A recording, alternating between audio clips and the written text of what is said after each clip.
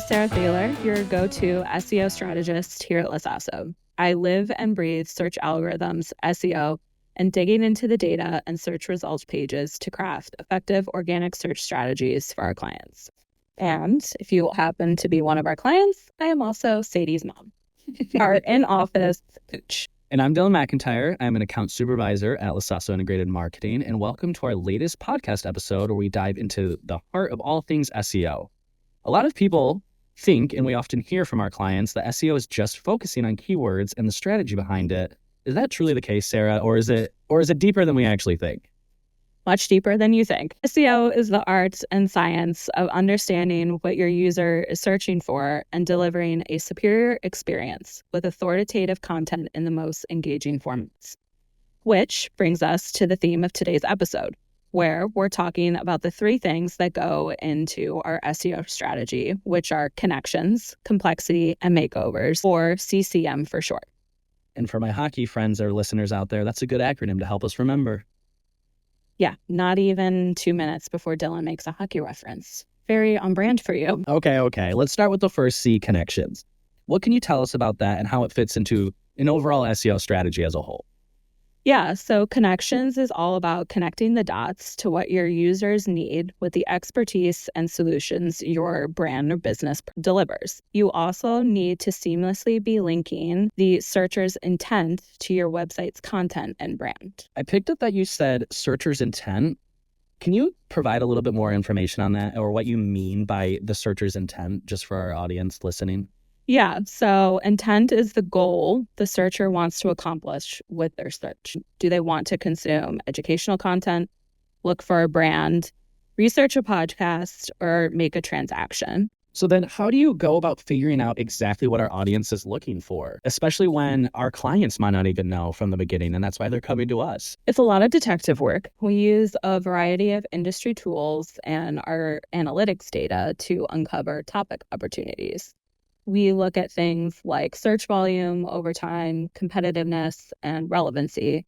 But we'll also just look at the search results page because that's often a good place since Google is appearing pages and content that it thinks are the best of the best. But it's also about connections between the pages of your website with internal links so that search engines understand that certain web pages are related to each other. This also will help visitors explore more related content, keeping them more engaged at the website, discovering more pages and information, and hopefully lead them to a conversion. I noticed that you used the word topics instead of keywords, and I just kind of want to drill into that just a little bit. Can you tell me what the big distinction is of the two and why it's so important for our audience and our clients to understand the difference? Yeah, so nowadays, search engines reward sites and pages with authoritative, expert, and experience-driven content. So to me, keywords is just too narrow of a focus.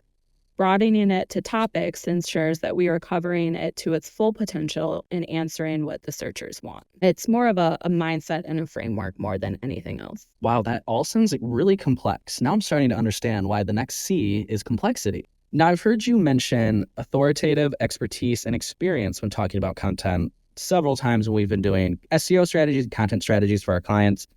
I've even heard you reference it as EEAT in the past. Can you provide a little bit more detail as to what that means and why it's so crucial for SEO and how it relates to this overarching idea of complexity?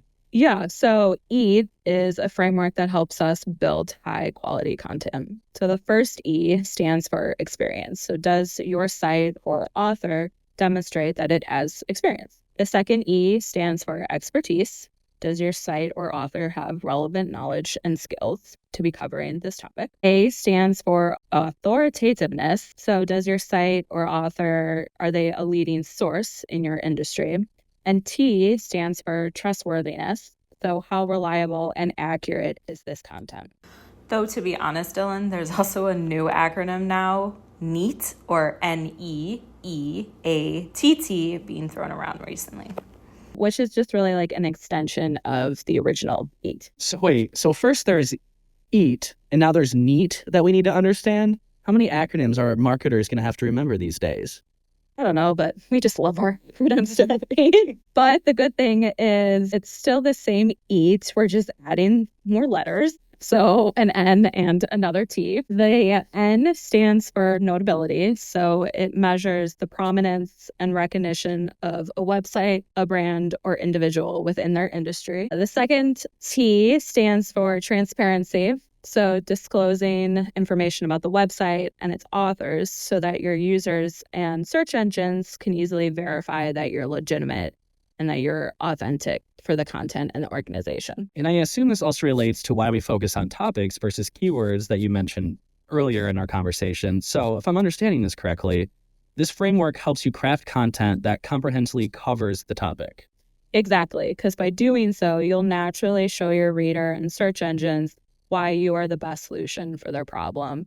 And by this approach, we're just also going to be naturally covering all of those versions of the keywords by delving into the topic in more detail. Got it. So, and don't hate me for saying this, but I feel like a good analogy here would be when Shrek refers to ogres as onions, because I feel like as you peel back an onion, you will just keep discovering more and more layers. Yeah, basically, it's a good analogy. So just like all the layers of the onion, peeling that onion really represents uncovering those that information and all of those insights that go into your content strategy.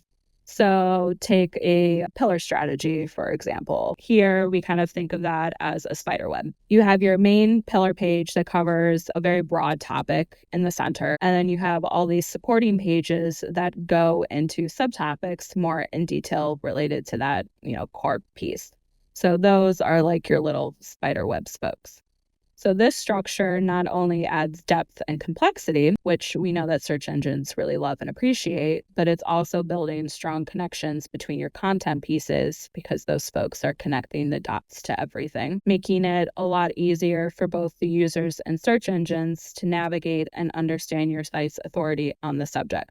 So really the goal here is to just build a very robust library of content on a specific topic. Okay, so each layer essentially of content adds to the overall SEO strength and connection of the strategy. Exactly. And this just helps to ensure that we're covering the topic from every angle, reinforcing your site's expertise and authority. So far, I feel like we've focused a lot on new content, but oftentimes our clients ask about what to do with their old content, stuff that's already been published in the past and so forth. What are your thoughts there, and what recommendations or insights can we provide them? Yeah, so there's this myth that once you publish something, it's you set it and forget it. But that's certainly not true. For example, my mom is a very avid gardener and she has flowers like all over the yard, right? So when she plants something new, she doesn't just sit back and let it be. She trims, prunes, and waters constantly. So think of your content as plants. They need tender love and care and some sprucing to thrive. We'll also call this, in a more professional sense, good content hygiene. For everyone listening on the podcast, content hygiene is the makeover or M portion of our conversation today.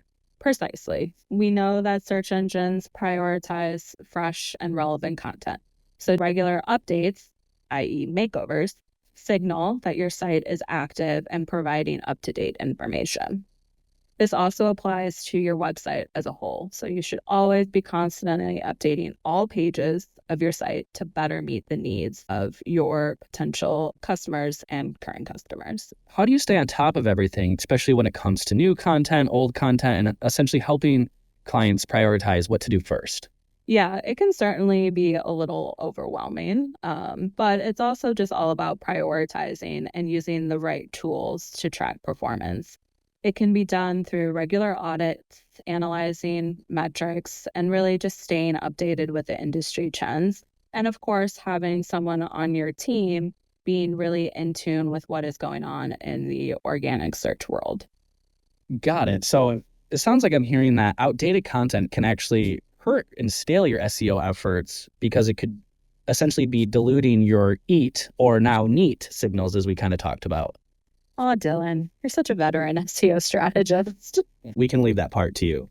While we are just about out of time for today, thanks for tuning in to our SEO podcast, where we explored how connections, complexity, and makeovers work together to create a dynamic and successful SEO strategy. If you're ready to elevate your SEO game, visit our website at lasasso.com or contact us directly to learn more about how we can help your business reach its full SEO potential. And if you haven't already, listen to our previous episode on creative and strategy on our blog or YouTube channel. This is Sarah. And I'm Dylan, signing off from the Lasasso office in Chicago. Catch you next time, and until then, keep optimizing.